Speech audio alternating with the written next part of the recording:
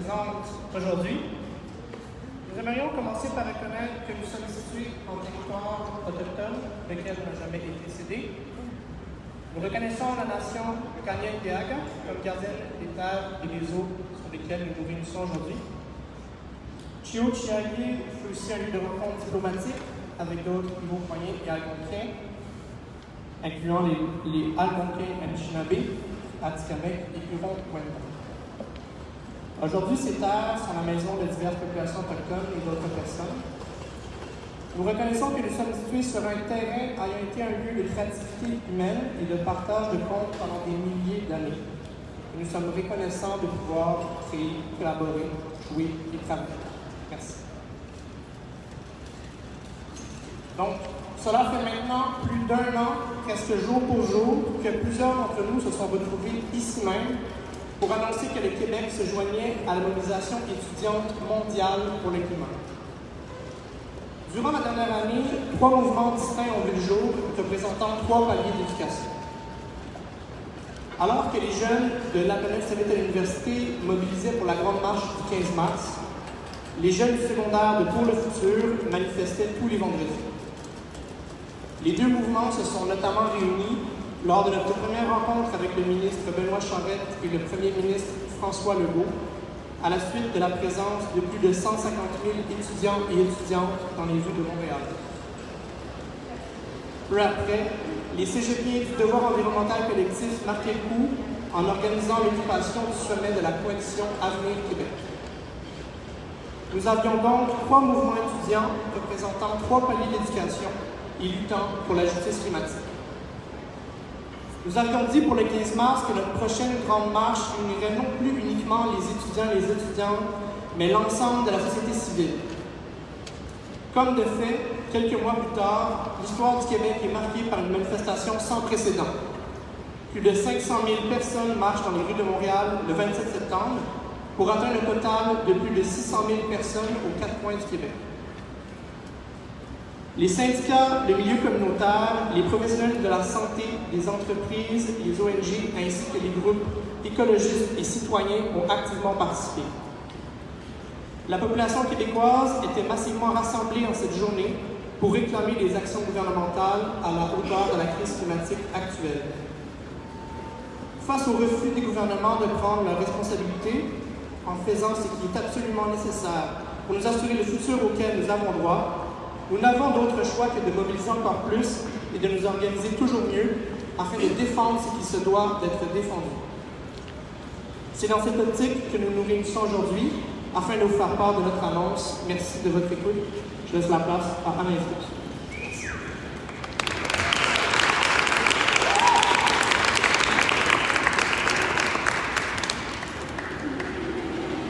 Bonjour, je me nomme Anna Escousse, je suis porte-parole de la SEB et j'étudie en secondaire 5 au Collège François de Laval à Québec.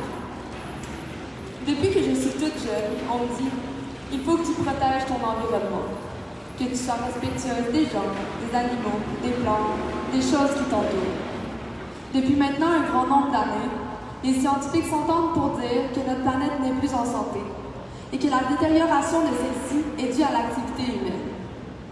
Depuis maintenant un grand nombre d'années, on nous dit qu'il faut changer nos comportements, qu'il faut recycler, composter, prendre le bus, moins consommer. Mais très peu de mesures sont prises par les gouvernements pour nous faciliter la tâche. Année après année, le GIEC sort un rapport de plus en plus alarmant. Les émissions de gaz à effet de serre ne cessent d'augmenter, et ce, malgré les feux en Australie, en Californie, en Amazonie et ailleurs qui se font de plus en plus imposants, les inondations qui nous frappent de plus en plus fortement chaque année, les ouragans toujours plus désastreux ou encore l'accélération de la 6e extinction de masse. Malgré tout ça, les gouvernements s'obstinent à défendre des projets destructeurs comme Tech Frontier, Trans Mountain ou Coastal GasLink. En plus de ça, ils nous font croire que certains projets comme GNL ou le 3e lien sont des projets aidant la transition alors qu'ils sont tout à fait néfastes comme les autres. En voyant cette incohérence et cette hypocrisie des gouvernements, je vous avoue que j'ai peur.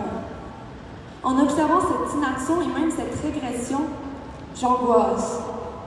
Puis je suis vraiment pas la seule à vivre l'éco-anxiété. à passer mes nuits à stresser, pleurer, paniquer. Parce que des fois, ce sentiment est si envahissant, parce qu'on a l'impression d'être seul à essayer de faire changer les choses, que la tâche est trop grande, que c'est impossible, qu'on peut penser que ça ne sert à rien, puis on a le goût d'abandonner. Mais aujourd'hui, je vous dis, tant que j'aurai de l'espoir, je n'abandonnerai pas. Nous n'abandonnerons pas. Car aujourd'hui, nous nous unissons pour devenir plus forts. Et ce sentiment d'impuissance s'est transformé en un sentiment tout nouveau, celui de pouvoir faire une différence. Merci.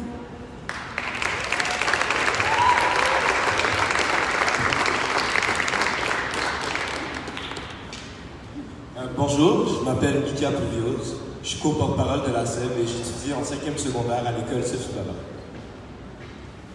Vous vous demandez probablement qui nous sommes. Nous sommes des simples jeunes. Des jeunes qui vont à l'école, des jeunes provenant de différents milieux culturels, qui n'ont pas le même genre, la même orientation sexuelle, qui viennent de différents quartiers, de différentes villes, de différents pays. Des jeunes du secondaire, du cégep et de l'université qui ne sont pas satisfaits du système 9 à 5 dans lequel nous sommes cloîtrés. Ce même système qui est la cause de la destruction de notre planète et qui nous force à toujours produire plus. Nous sommes bien différents et différentes, et pourtant, nous nous tenons fiers et unis, car nous avons un objectif commun: stopper la crise climatique que nous vivons. Les collectifs pour le futur, Devoir environnemental collectif et la planète s'invite à l'université ont décidé de s'allier pour atteindre cet objectif. Et nous voilà, la coalition étudiante pour un virage environnemental et social, la SEB. Et tout comme la SEB qui monte dans les arbres au printemps, nous montons nous aussi aux barricades pour la justice climatique. Nous sommes fiers de qui nous sommes, et ce parce que nous faisons face à la crise climatique avec détermination. En tant qu'étudiants d'un pays développé, nous avons l'immense privilège d'avoir accès à l'information et l'éducation. C'est donc notre devoir de l'utiliser à bon escient, en étant solidaires aux minorités visibles et aux personnes marginalisées. C'est ce que nous tentons de faire. C'est nous, la future génération. Nous qui développons une pensée critique et utilisons notre tête pour construire la société de demain. Voilà pourquoi nous sommes fiers de qui nous sommes. Merci.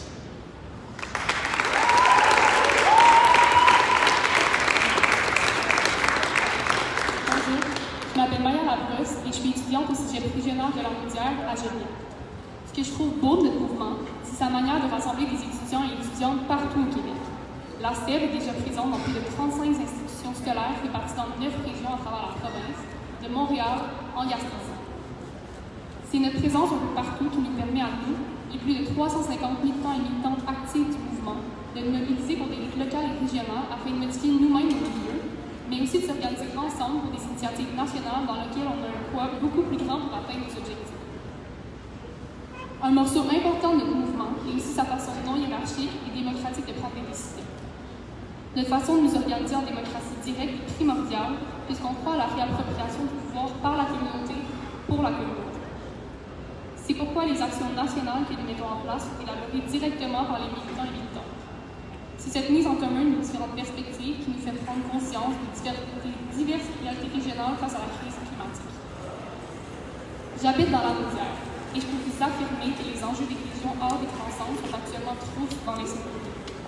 Je parle notamment de la réalité de la mobilité dans les régions rurales et les banlieues, alors que le phénomène de l'étalement urbain oblige les citoyens en région à se déplacer quotidiennement sur des longues distances en ayant peu ou pas accès à des alternatives de transport. La dépendance à l'automobile est l'une des problématiques régionales importantes, mais il y en a aussi tellement d'autres, comme celle de l'exploitation minière ou de la protection des milieux forestiers. C'est d'ailleurs dans la nécessité de faire la transition autant localement que nationalement que j'invite les écoles secondaires, les cégeps et les universités de tous les coins du Québec à se mobiliser et à se joindre à la SEB afin de transformer leur milieu. Parce qu'ensemble, on est vraiment plus fort. Merci.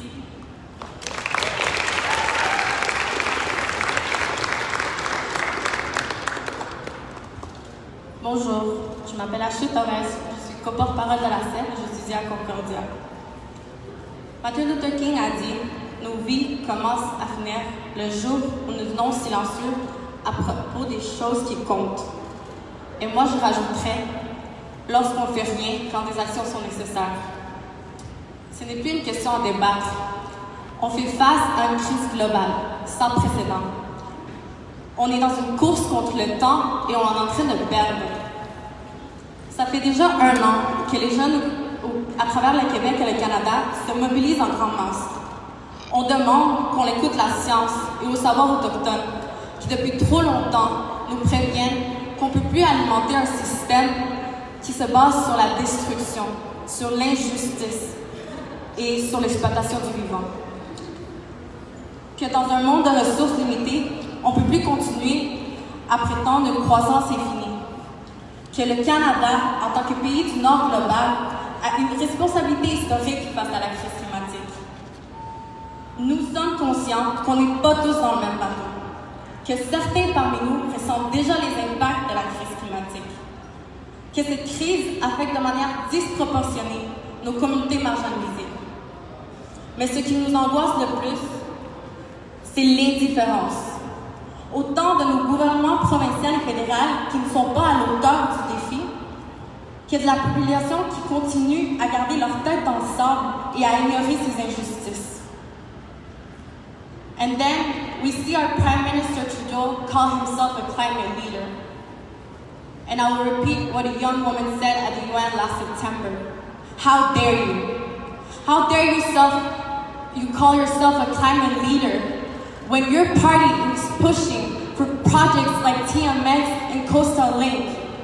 How dare you call yourself a champion of reconciliation with Indigenous people, while under your leadership, the RCMP has orders to shoot members of the Wet'suwet'en Nation who are rightfully defending their land? How dare you walk with us last September stating one earth, one chance? Stop with your empty words. You can shut down projects like Tech Frontier. Banning plastic is not enough and you know it. You are compromising my generation's ability to live on this planet. Les profits des compagnies multinationales ne devraient pas être plus importants que notre sécurité, nos vies et notre futur. Notre message est clair. Nous n'allons pas arrêter tant que des politiques radicales et courageuses ne seront pas mises en place. Merci.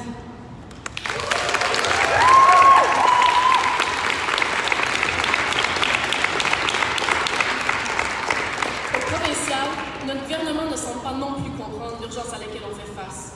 On s'est assuré qu'ils nous entendent, mais ça ne veut pas dire qu'ils nous écoutent pour autant. Ils disent qu'ils ont notre futur à cœur. Pourtant, non seulement ils refusent d'agir en fonction du consensus scientifique pour garantir notre sécurité, mais ils veulent accepter des projets qui anéantissent toutes nos chances de nous en sortir. Bonjour, je m'appelle Roxane Jocquet et j'étudie au Cégep de Jonquière. Puis quand je vous vois, M. Legault, rencontrer avec un grand sourire les promoteurs du projet gazoduc GNL qui veulent détruire ma région, je comprends pas. Je comprends pas que vous vous foutiez de nous à ce point-là. De dire qu'un projet est vert, puis d'en faire la promotion avant même d'avoir les évaluations environnementales prévues dans la loi, alors que les spécialistes affirment que la combinaison des 782 km de pipeline, de l'usine de liquéfaction gaz et du passage des navires méthaniers émettrait au minimum 46 millions de tonnes de CO2 chaque année, soit l'équivalent d'ajouter 10 millions de voitures sur les routes. C'est nous rire en pleine face. Puis même si c'était pas de ça, même si c'était pas de toutes les répercussions désastreuses que ce projet a sur l'environnement, il y aurait quand même le fait que ça va briser notre biodiversité comme jamais. Cette biodiversité qui est la fierté de notre région. Moi, je crois en ma région. Je crois en sa beauté. Je crois en sa capacité de faire mieux que d'accueillir un projet de gaz sale. Je crois en son potentiel de réaliser une transition énergétique durable qui garantira des emplois pour les générations avant moi, pour ma génération et pour toutes les générations qui viendront après. C'est pour les gens de chez nous, mais aussi pour la survie de toute la planète, que moi et les étudiantes et étudiants de partout au Québec exigeons que le gouvernement Legault rejette immédiatement le projet GNL dans son entièreté. Merci.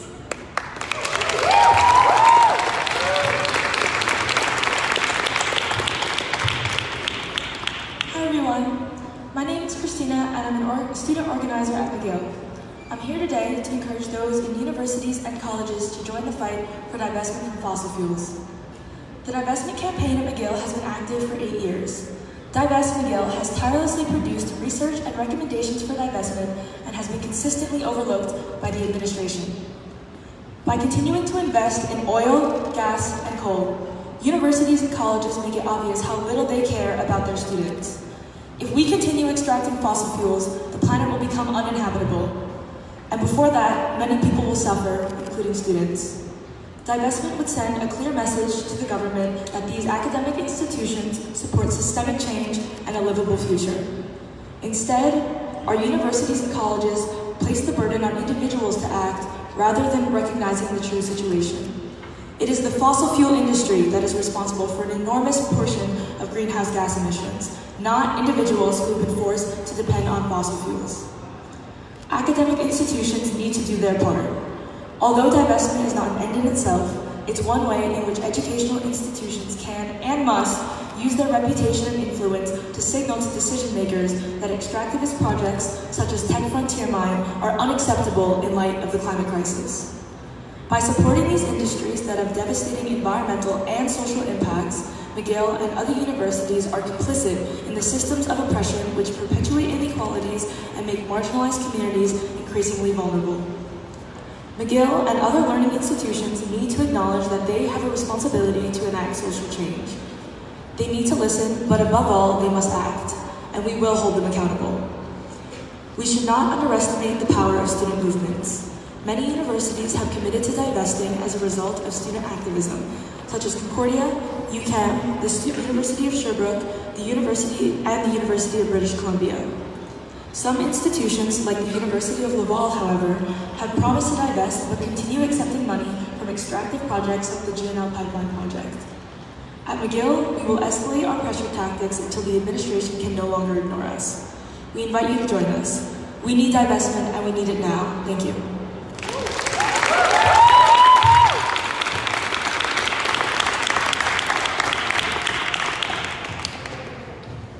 Bonjour, je m'appelle Jasmin Cartier, je suis étudiant en secondaire 5 à la Polyvalente des Monts dans les Laurentides. La lutte au changement climatique n'a pas de frontières. Elle ne concerne pas que les étudiants ou étudiantes ou que les Québécois et Québécoises. De plus en plus, nous voyons les impacts directs de la crise écologique sur nos écosystèmes. Il est urgent d'agir. C'est pour ces raisons qu'on s'inscrit dans le mouvement Fridays for Future qui regroupe des millions de jeunes à travers le monde. Nous ne pouvons mener cette lutte seuls et nous ne pouvons prétendre être les seuls concernés.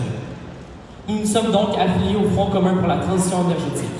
Nous nous battons aux côtés des différentes ONG, du monde de la santé et des services sociaux, des syndicats, de la communauté scientifique, des groupes féministes et antiracistes, ainsi que les nations autochtones qui sont les protecteurs des terres et des eaux sur lesquelles nous nous trouvons.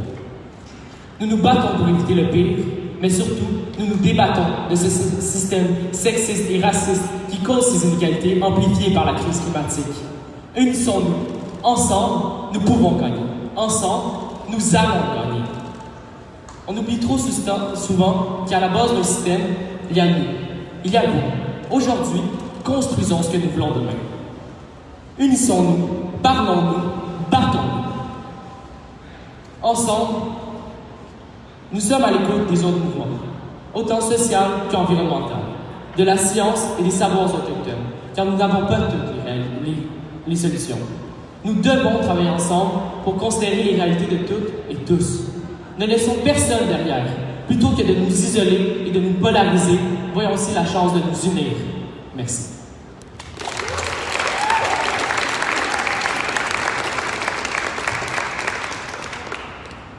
Bonjour, je m'appelle Tristan Pérez, je suis coporte-parole de la SELV et j'étudie en gestion de commerce à Hydro-Montpetit. Afin de transformer nos paroles en action, comme premier coup d'envoi de notre mobilisation, la Coalition organise la Semaine de la Transition. Elle se déroulera du 30 mars au 3 avril dans les institutions scolaires du Québec, du secondaire à l'université. Cette semaine sera une semaine de grève qui permettra à la population étudiante du Québec de se réapproprier son éducation dans le contexte de la crise climatique. De faire en sorte que les milieux d'éducation deviennent également des milieux de transition. Nous allons promouvoir l'éducation populaire sur la transition environnementale et sociale qui doit se mettre en marche. Pour ce faire, nous invitons les étudiants et les étudiantes à faire des conférences, des ateliers, des discussions, afin que la population étudiante et non étudiante soit intégralement informée quant à la crise climatique et ses impacts et ses solutions. Comme ma collègue Christina l'a annoncé, afin de transformer les milieux éducatifs, Nous devons également investir les luttes locales propres à chaque institution scolaire, comme la lutte pour le désinvestissement du secteur énergie fossile dans les milieux universitaires. Finalement, la semaine de la transition va se remettre à se mobiliser sur deux enjeux d'actualité précis. Le projet GNL Québec et le projet Coastal GasLink Pipeline. Nous demandons l'abandon immédiat de ces deux projets dans leur intégralité. Rappelons que le projet GNL Québec annulerait par sa mise en place l'ensemble de ces efforts des réductions de gaz à effet de serre du Québec depuis 1990. Et rappelons également que le projet Coastal GasLink Pipeline transgresse les droits des nations Wet'suwet'en d'occuper, d'entretenir et de gérer son territoire. Ces projets sont incompatibles avec la justice climatique que nous souhaitons mettre en place. L'ensemble de cette mobilisation aura comme point culminant le vendredi 3 avril, qui unira l'effort du Canada et des autres pays du monde afin de réclamer une réponse à la hauteur de la crise climatique. Cette fois, nous n'allons guère attendre le gouvernement. Ensemble, nous construisons nous-mêmes de nouveaux systèmes. Ensemble, nous inspirons le monde à changer lui-même. Merci.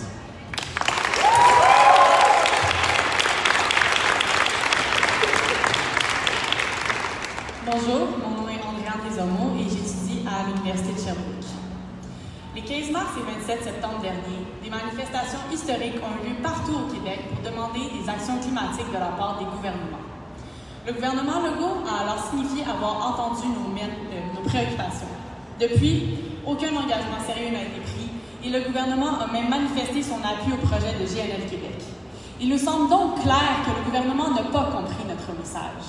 Il n'a pas compris l'ampleur de la crise à laquelle nous faisons face. Il n'a pas compris que la crise climatique n'est plus dans un pays et un futur lointain, mais bien à nos portes, dans notre pays et dès maintenant. Il y a urgence d'agir et nous devons agir parce que c'est trop important, parce que c'est notre devoir moral. C'est pourquoi nous appelons à une grève d'1 semaine à partir du 30 mars. Nous appelons à la grève parce qu'on ne peut plus se contenter de faire des pétitions ou des manifestations parce que jusqu'à maintenant, notre message n'a clairement pas été pris au sérieux. La grève est nécessaire car elle permet d'augmenter la pression et d'établir le rapport de force obligeant le gouvernement à nous écouter. S'il n'a pas pu nous ignorer lors des 15 mars et 27 septembre derniers, alors il sera forcé de nous écouter lors de la grève du 30 mars. Mais rassurez-vous, la grève ne ruinera pas notre éducation, mais l'inaction ruinera notre futur. Nous appelons à la grève pour lancer un message clair. Nous exigeons la mise en place d'un plan d'urgence pour la justice climatique qui soit à la hauteur de la crise actuelle et nous ne tolérons plus aucun projet nuisant à l'instauration de la transition tel que GNL Québec et Coastal GasLink Pipeline. À partir de maintenant, nous ferons de l'environnement un enjeu central et non partisan et les décideurs ne pourront plus les ignorer parce qu'ils ne pourront plus nous ignorer. Il est maintenant temps d'être courageux et d'agir ensemble pour notre futur et pour celui de la planète. Merci.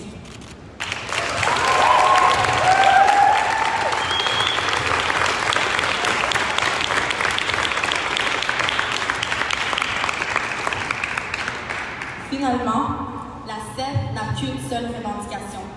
La SEV demande au gouvernement la mise en place d'un plan d'urgence pour la justice climatique, aux paliers gouvernementaux, provinciaux, fédéraux et municipaux, ainsi qu'aux établissements d'enseignement, aux entreprises privées et publiques et à la société civile en collaboration avec la SEV. Et que ce plan soit basé sur 7 principes suivants. Premièrement, respecter la science et les savoirs autochtones. Deuxièmement, les cycles annuels de réduction de GES qui forcent l'atteinte de la carboneutralité en 2030.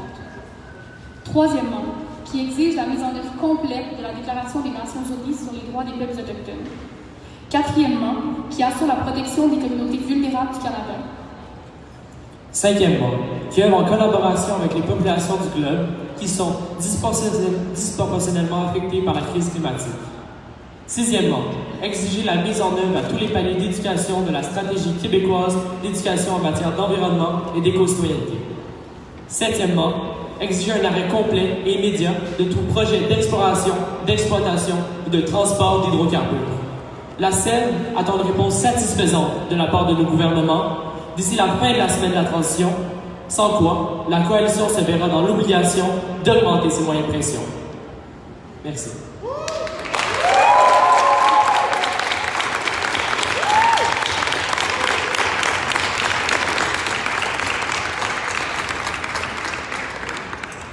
Merci beaucoup. On va prendre un quart d'heure pour prendre des questions de médias. We'll take about 15 minutes to take media's question.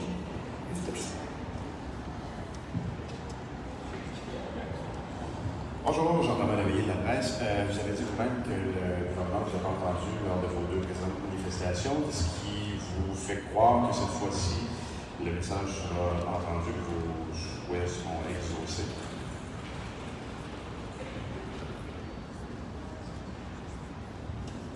Dans le fond, lorsqu'on fait une grève d'une journée, puis on rencontre le gouvernement, puis celui-ci nous parle et ne nous parle pas d'urgence, on s'entend qu'ils ne nous entendent pas. On s'entend que la 1 semaine, c'est une façon d'augmenter, c'est plus de jours qu'on arrête le système d'éducation. Donc c'est une augmentation de moyens de pression. Mais on ne s'arrêtera pas là, tant qu'ils ne nous écouteront pas, puis ils ne mettent pas un plan comme celui qu'on vient de vous annoncer. On ne va pas être satisfait, puis on va continuer à augmenter la pression tant qu'ils ne vont pas pouvoir nous ignorer. La grève, c'est vraiment notre pouvoir comme étudiants. Donc, ouais. Si je peux le rajouter aussi, c'est que si la grève semble vraiment importante pour une seule étudiante, imaginez comment c'est important pour le gouvernement de voir tout son système d'éducation bloqué. Et j'aimerais rajouter aussi que la grève dérange, donc elle peut être équilibrée. Donc voilà. Si on a une question, je vais prendre la question ici.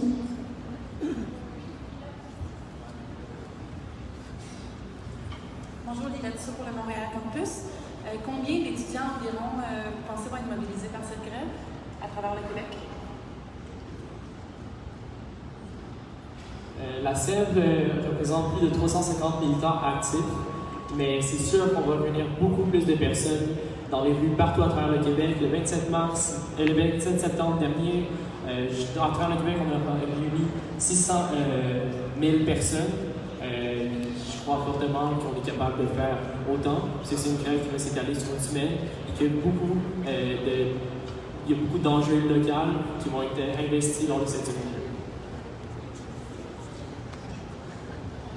Si je peux ajouter aussi, en fait, on l'a vu dans les dernières journées de grève aussi, peu importe au niveau cégep, université ou même les fonds secondaires, il y a eu le mouvement, il était là, puis quand une école est en grève, c'est toute l'école au complet. Donc c'est sûr que, on dit les 350 militants, mais c'est dans 35 établissements en ce moment, et on s'attend à ce que ça fasse juste grossir parce qu'on le voit dans nos écoles que c'est vraiment une question importante, que l'environnement, l'urgence climatique est là.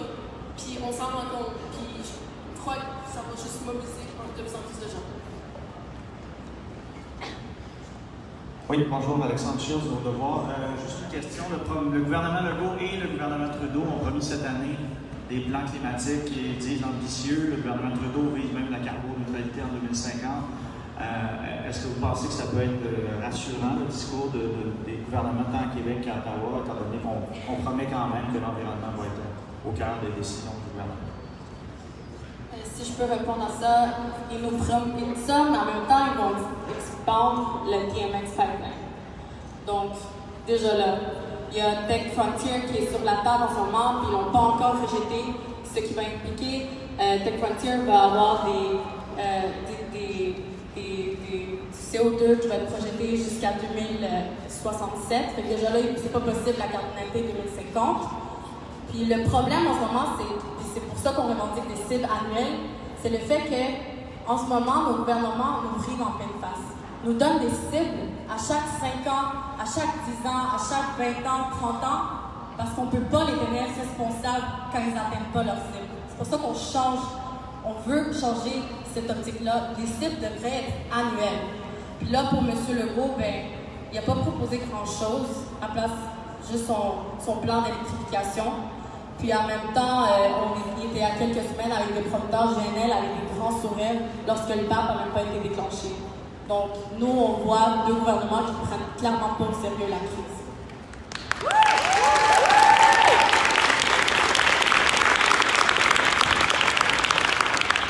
Et aussi, si je peux juste ajouter un petit quelque chose par rapport à ça. Dans le cas de Trudeau, c'est beau, c'est bien beau qu'il promette tout ça, qu'il dise qu'il va prendre des plans, justement. pour pallier à la crise climatique, puis qui viennent marcher avec nous le 27 septembre. Ben après, on voit qu'il y a vraiment une distance entre ses vraies actions, ses paroles et comment ils se laissent paraître. Donc on pense pas que c'est suffisant, juste des trucs comme ça. Il faut vraiment qu'il y ait du concret. Oui, bonjour, c'est Catherine Malcolm avec le journal de Montréal des Sept. La semaine passée, M. Legault a dit que l'année 2020 sera l'année pour l'environnement. Il promet plusieurs projets, plusieurs actions. Est-ce que vous avez une réaction à ça? Vous avez parlé tantôt fortement. C'est quoi votre réaction? Est-ce que vous croyez en lui? Ben non, vraiment pas. Je pense que à chaque année, c'est l'environnement le sujet. Je pense que là, c'est le temps, oui, effectivement, mais là, à chaque fois, il y a des promesses à chaque année. Donc, ça n'a pas été mis sur la table. Puis, je pense qu'il y a des projets, encore une fois, comme Coastal GasLink Pipeline, GNL, Tech Frontier. Ça n'a rien à voir avec une année d'environnement. Donc, voilà. Si je peux ajouter, en fait, s'il dit que ça va être l'année de l'environnement, ben, je l'encourage à abandonner des projets comme GNL à ce moment-là. Alexandre Moranville, Cube Radio. Vous avez parlé le 3 avril prochain d'une culmination. Vous avez parlé également d'une concertation fédérale, provinciale, municipale. Est-ce que vous avez déjà engagé des pourparlers avec ces différents paliers-là?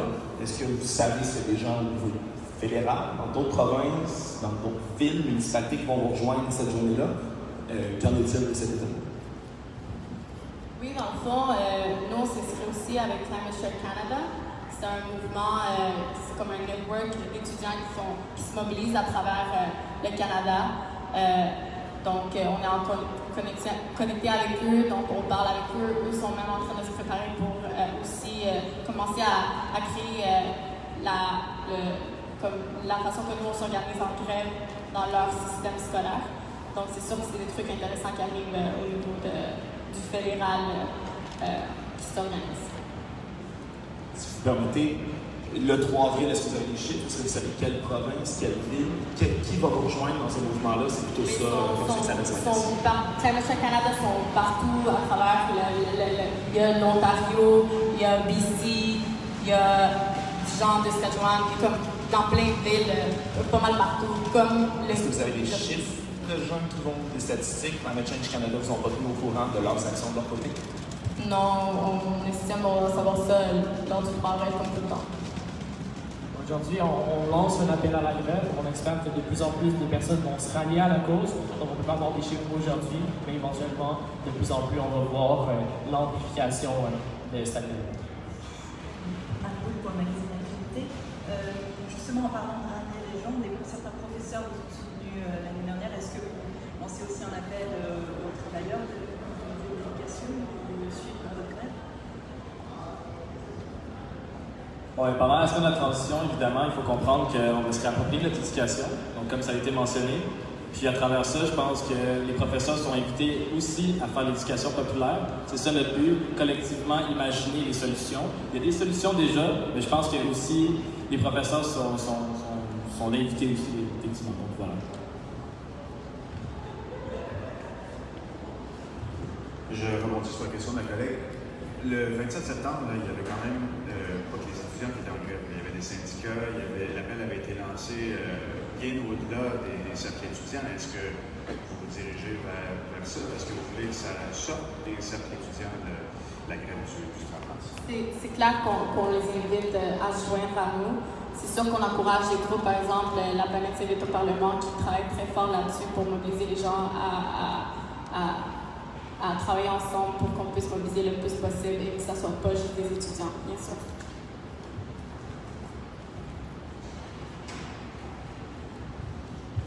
Alors, s'il n'y a pas d'autres questions, ça va être tout. Merci beaucoup pour votre présence et je vous souhaite une très belle journée.